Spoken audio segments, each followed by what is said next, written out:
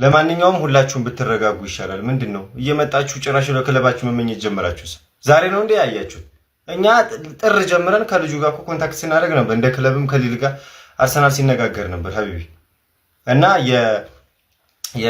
የቶናሊ ዝውውር ማይሳካለ ከሆነ አርሰናል ፊቱን ወደዚህ ያዞራል።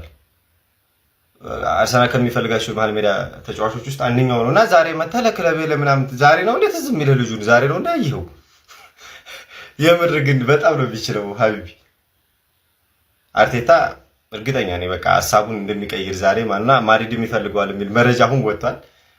እስኪ እንግዲህ እናያለን ጉዱም ልጁ ግን በጣም ነው የሚችለው የምር። አዩብ ቡዋዲ ወደ አርሰናል ፋብሪዚዮ ሮማኖ በዩቲዩብ ገጽ ላይ በጣም ኢንተረስቲንግ የሆነ ዜና አጋርቶናል። መረጃውን ላጋራችሁና ሐሳባችሁን ኮሜንት ሴክሽን ላይ አስቀምጡልኝ። ቪዲዮን ኮፒ ሊንክ እንዲሁም ደግሞ ላይክ እና ፎሎ ማድረግ እንዳይረሳ። ፋብሪዚዮ ሮማኖ ባጋራን መረጃ መሰረት በጣም ትላልቅ ክለቦች ልጁን ለረጅም ጊዜ ሲከታተሉት እንደነበርና ሌሎችም ተጫዋቹን በክለባቸው ለማቆየት በጣም እንደሚቸገሩ የፋብሪዚዮ ሮማኖ መረጃ ሳይቷል። እነዛም ክለቦች መካከል አርሰናል ይገኝበታል። አርሰናልም ከተጫዋቹ ክለብ ከሊል ጋር ቀጥተኛ የሆኑ ንግግሮችን እያደረጉ እንደነበርና ከተጫዋቹ ኤጀንት ጋርም አንዳንድ ንግግሮች እንደተደረጉ ፋብሪዚዮ ሮማኖ ዘግቧል። አርሰናሎች ተጫዋቹን በጣም ያደንቁታል። ከዛ በተጨማሪም ሊቨርፑልም የተጫዋቹ ፈላጊ ነው። ፒኤስጂዎችም ተጫዋቹን ተመልክተውት ነበረ። ነገር ግን ፒኤስጂዎች በዚህኛው የክረምት የዝውውር መስኮት የመሃል ሜዳ ተጫዋች ለማስፈረም ብዙም ፍላጎት እንደሌላቸው የፋብሪዚዮ ሮማኖ መረጃ ሳይቷል። እንግዲህ ፋብሪዚዮ ሮማኖ በዩቲዩብ ገጽ ላይ ያጋራን መረጃ ይሄንን ይመስላል። እናንተስ ተጫዋቹ ወደ ክለባችን እንዲመጣ ደስ ይላችኋል? ሐሳባችሁን ኮሜንት ሴክሽን ላይ አስቀምጡልኝ። የ18 ዓመት ልጅ አዩብ ቡዋዲ ምናምን የሚባለው ስሙ የሞሮኮ ተጫዋች ዛሬ ምን አይነት ፐርፎርማንስ ነው ያሳየው? ከ18 ዓመት ልጅ ያውም በዚህ በትልቁ መድረክ የዓለም ዋንጫ ይህንን ስም እንዳረሱት ኧረ ማንቼ እንዴት ነው ይህንን ልጅ አዩብ ቡዋዲ ይሰኛል። የፈረንሳዩ ክለብ የሊል እና የሞሮኮ ብሔራዊ ቡድን የመሃል ሜዳ ስፍራ ተጫዋች ነው። ገና 18 ዓመቱ ነው። በዚህኛው የዝውውር መስኮት ስሙ በተደጋጋሚ ከክለባችን አርሰናል ጋር እየተነሳ ይገኛል። እነ ጉማሬሽ፣ እነ ፓኩዌታ እንዲሁም ደግሞ እነ ካዝሜሮ፣ እነ ፋቢኖ የሚገኙበትን እንግዲህ የብራዚልን የመሃል ሜዳ ቁርጥርጥ አድርጎት ማለት ነው። ለብቻው ነው ሌሊቱን ሲጫወት ያመሻው ማለት ነው። በጣም የሚገርም ታለንት ያለው ልጅ ነው። እንግዲህ ይህ ልጅ ተሳክቶ ወደ አርሰናል የሚመጣ ከሆነ እኔ በምን ቃል ትገልጿለህ ካላችሁኝ ቦለር ነው። በቃ ኳሰኛ ነው። በጣም ኳስ እንችላል። በጀብድ ነው ኳስ የሚጫወተው። በጣም በኮንፊደንስ ኳስ ኮንትሮል ያደርጋል። የሚገርም ልጅ ነው። ይማቻችሁ። አርሰናሎች ይህንን ተጫዋች ማለት ነው ባንካችሁን ስብርብር አድርጋችሁ እንዲህ በቃ ሙጥጥ አድርጋችሁ ወጥታችሁ ማስፈረም አለባችሁ። ምን አይነት ተጫዋች ነው እንዴ! የብራዚል ነው የመሃል ሜዳ ቡድን እንዳለ ባዶ እኮ ነው ያደረጋችሁ። ጅል እኮ ነው ያደረጋችሁ። እንዴት አባቱ ነው የሚችለው? እውነት 18 ዓመቱ ነው። 18 ዓመቱ አይመስልም። በ18 ዓመቱ እንደዚህ አይነት ጥራት፣ እንደዚህ አይነት እንቅስቃሴ፣ እንደዚህ አይነት ብቃት ማሳየት በቃ በጣም የሚደነቅ ነውና አርሰናሎች እንግዲህ ብር ካወጣችሁ የቀረው ቃል ተጫዋች ላይ ኢንቨስት ማድረግ ነው። በቃ መጥቶ ቦታችሁ ላይ ሶልቭ ነው የሚያደርግላችሁ ማለት ነው። ይሄ ልጅ በፕሪሚየር ሊግ ባዮ በጣም ደስ ይለኛልና ምን አይነት ተጫዋች ነው! ዛሬ በቃ ማኑፍ ዘማች የሚባሉ እንቅስቃሴ ነው ያሳየው ማለት ነው። ይችላል ነው ብላችሁ በክለባችን የሚፈለገው አዩብ ቡዋዲ ትናንትና ከብራዚል ጋር የነበረውን እንቅስቃሴ ብታዩት ምን አለ ክለቤ በመጣ ነው የምትሉት። በጣም የሚገርም ልጅ ነው። 18 ዓመቱ ነው። ሞሮካዊ ነው። ፍራንስ ከባድ ልጅ ነው ያጣችሁ። ለፍራንስ ነበር እየተጫወተ የነበረው። አልመርጥ ሲሉት ነው ሞሮኮ አሳምነው ለሞሮኮ ብሔራዊ ቡድን እየተጫወተ ያለው። እግዚአብሔርም ፍራንስ በጣም የሚቆጭበት ልጅ ነው። ልጁ በጣም አቅም አለው። 18 ዓመቱ ነው። ደፋር ነው። ድሪብል ያደርጋል። ፓሶቹ ደስ ሲሉ አይቆምም ደግሞ በቃ በጣም ደስ የሚል ልጅ ነው። ሃይላይቶቹን በደንብ እያየሁት ነበረ። ልጁ በጣም አቅም አለው። እውነት ፍራንስ ይሄ ልጅ አጥቶታል ለምለው ከ60 እስከ 70 ሚሊዮን ፓውንድ ነው ይገመታል የተባለው። ይሄ ልጅ እንደምታዩት ነው። እንቅስቃሴው የትላንትናው ጨዋታ ነው። ልጁ መምጣት አለበት። የእውነት ልጁ አቅም አለው። አርሰናል ይሄ ልጅ ካገኘው ማለት አታኪንጋችን ከባድ ነው የሚሆነው። ይሄ ልጅ እንዲመጣ ፈልጋለሁ። አዩብ ቡዋዲ ይባላል። እንዴት 18 ዓመቱ ነው ብሎ ማስረዳት እንደሚቻል አላውቅም። የብራዚል አማካይ ክፍል ላይ ፍጹም የሆነ ብልጫ ወስዷል። እጅግ በጣም ነው የቀለደባቸው ሞሮኮ። በእርግጥ ወጣት ተጫዋች አለኝ ብላ በድፍረት መናገር ትችላለች። አርሰናል ተጫዋች የማግኘት እድሉ ሰፊ ነው። አንድሪያ ቤርታ ከልጁ ጋር ቀጥተኛ ግንኙነት ሲያደርጉ እንደነበረ እየተነገረ ነው። በዚህ ጨዋታ ላይ ከምንምና ከማንም በላይ ልዩነት ፈጣሪው ተጫዋች እርሱ ነው። 18 ዓመቱ ብቻ ነው። ጊማሬሽ፣ ፋቢኒዮ፣ ካዝሚሮ ሁሉም ብራዚል አማካዮች ላይ በብቃት ነው የጨዋታ ጊዜውን ሲያሳልፍ የነበረው። 90 ደቂቃ ከሳርሳር ይረግጥ ነበረ።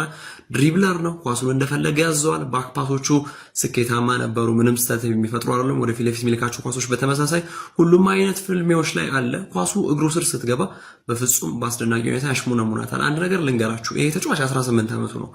ከቀናት በፊት የአፍሪካ ከ17 ዓመት በታች ዋንጫ ተካሂዶ እንደነበር ታስታውሳላችሁ። ኢትዮጵያን የወከሉ ተጫዋቾች 17 ዓመት በታች የተባሉ ተጫዋቾች ብዙዎቹ እዛ እድሜ ላይ እንደማይገኙ እናውቃለን። ኢፍ ቢገኙና 17 ዓመታቸው ቢሆን ይሄ ልጅ በአንድ ዓመት ብቻ ነው የሚበልጣቸው። የእግር ኳስ ልዩነታችን ርቀት እንዴት እንደሚያሳዝን፣ እንዴት አንገት እንደሚያስደፋ፣ እንዴት ቅስም እንደሚሰብር ተመልከቱ። እነዛ ልጆች የኛ ልጆች 17 ዓመትና ከዛ በታች ቢሆኑ ይሄ ልጅ በአንድ ዓመት ሲደመር በሆኑ ወሮች ብቻ ነው የሚበልጣቸው። ይሄ ማለት የኢትዮጵያና የሞሮኮ የእግር ኳስ ርቀት፣ ይሄ ማለት የኢትዮጵያና የአፍሪካ የእግር ኳስ ርቀት ምንና ምን እንደሆነ ማሳያ ነው። እጅግ አስደናቂ ተጫዋች ነው። አሰልጣኙ ሁለቱም አማካዮቹ ላይ የፈጠረውና የሰጠው እምነት ይገርማል። በእርግጥ በታችኛው ቡድን ለዓመታት ሰርቷል። ይሄ አሰልጣኝ ከአንደር 20 ቡድኑን ሲያሰለጥኑ ስለቆዩ ይሄን ቡድን ወደ ላይ ከፍ አድርገው ማጫወት አይከብዳቸውም። በጣም ወጣት ቡድን፣ በጣም አስደናቂ ቡድን የብራዚል ብሔራዊ ቡድን ፈተና ውስጥ የከተተ ጨዋታ ነበር። የመጀመሪያ ጨዋታቸው ነጥብ ተጋርታ ወጥተዋል። በእርግጠኝነት ሞሮኮ ከዚህ ምድብ ከብራዚል ተከትላ ሁለተኛ ለመሆን ወይም ደግሞ ብራዚልን ራሷ ተገዳድራ አንደኛ ለመሆን የሰፋ እድል አላት። በጣም አስደናቂ ቡድን ነው። አሽራፍ ሀኪሚ ፍጹም የተለየ ተጫዋች ነው። ኤልሳባይሪ አስደናቂ ጎል አስቆጥሯል። ቪኒሲዮስ ጁኒየርም እንዲሁ በተመሳሳይ ጥሩ ጎል አስቆጥሯል። ይሄ ተጫዋች ግን በጣም በቅርቡ በገዘፉት የአውሮፓ ቡድኖች እናያለን። አሁንም በፈረንሳይ ነው የሚገኘው። ምናልባት በእንግሊዝ በአንደኛው ትልቅ ቡድን መገኘቱ የሚቀር አይመስልም። በጣም የሚጣፍጥ ተጫዋች ነው። ሞሮኮዎች እድለኛ ናቸው እንደዚህ አይነት ተጫዋች ስላላቸው። መድፈኞቹ አርሰናሎች ይህን ተጫዋች በየትም በኩል ብላችሁ ማስፈረም ነው ያለባችሁ። በፕሪሚየር ሊጉ እንዳየው በጣም የጓጓውለት ተጫዋች ሆኗል። አዩብ ቦዋዲ ምን አይነት አስደናቂ 18 ዓመት ተጫዋች ነው ጋይስ። አይታችሁታል ብስለቱን። ከብራዚል ጋር ሚድፊልዱን ቦስ አደረገው ጋይስ። ኮምፖዠሩ የሚገርም ነው። የእግር ኳስ መረዳቱ፣ መረጋጋቱ፣ ለዛውም በ18 ዓመቱ፣ ለዛውም ደግሞ ጫናው በጣም ከባድ ነው። እንግዲህ ያስቡት በዓለም ዋንጫው ላይ ለሀገሩ ሞሮኮ የመጀመሪያውን ጨዋታ ነበር ማድረግ የቻለው። በጣም አስደናቂ ወጣት ተጫዋች፣ በአውሮፓ በጣም ሬት ከሚደረጉ ወጣት ተጫዋቾች መካከል ዋነኛውና አንደኛው ነው። መድፈኞቹ አርሰናሎችም ከዚህ ተጫዋች ጋር ስሟቸው ተያይዟል። በጫና ውስጥ ያለው በፕሬሸር ውስጥ ያለው መረጋጋት በጣም ይለያል። ዲሲዥን ሜኪንጉ ከእድሜው በላይ ነው። እኔ ምን ብዬ ልግለጸው ጋይስ። ይሄ ተጫዋች በምሽቱ ጨዋታ በጣም ያስገረመኝ ተጫዋች ነው የነበረው። አርሰናሎች ከተጫዋቹ ወኪሎች ጋር ንግግር እያደረጉ ይገኛሉ። ተጫዋቹም ወደ ለንደን ሊመጣ ይችላል የሚሉ አንዳንድ መረጃዎች ባለፉት ቀናትም ስንሰማ ነበረ። የሊሉን አማካይ ለፈረንሳይ ብሔራዊ ቡድን ጥሪ ቀርቦለት፣ ነገር ግን ለወላጆች አገር ለሞሮኮ ነው የምጫወተው በማለት የፈረንሳይን ጥሪ ውድቅ አድርጓል። በጣም የሚገርም ታለንት የሆነ ተጫዋች ነው ጋይስ። በሊግ ለሊል አስደናቂ የውድድር ዓመትን ያሳለፈው። ለማንኛውም ስለዚህ ምታተኛ ወጣት ተጫዋች ብቃት ምን ትላላችሁ? ስለ ምሽቱ የብራዚልና የሞሮኮ የአንድ ለአንድ ውጤትስ ምን ሐሳብ አላችሁ? ኮሜንት ሴክሽን ላይ አጋሩኝ። ሜዳ ስፖርትን ፎሎ ማድረግ እንዳትረሱ። ሰሞኑ ጄሚ ካራገር ጀመረው፣ ሚራ ቀጠለው፣ የዩናይትድ ደጋፊዎች መከቱ። ሰር አሌክስ ፈርጉሰን ቨርሰስ ፔፕ። ሳውን ይሄን ሁለት ነገር ሚራኔ ባይዜ በጣም የምትመቸኝ ቲክቶከር ናት።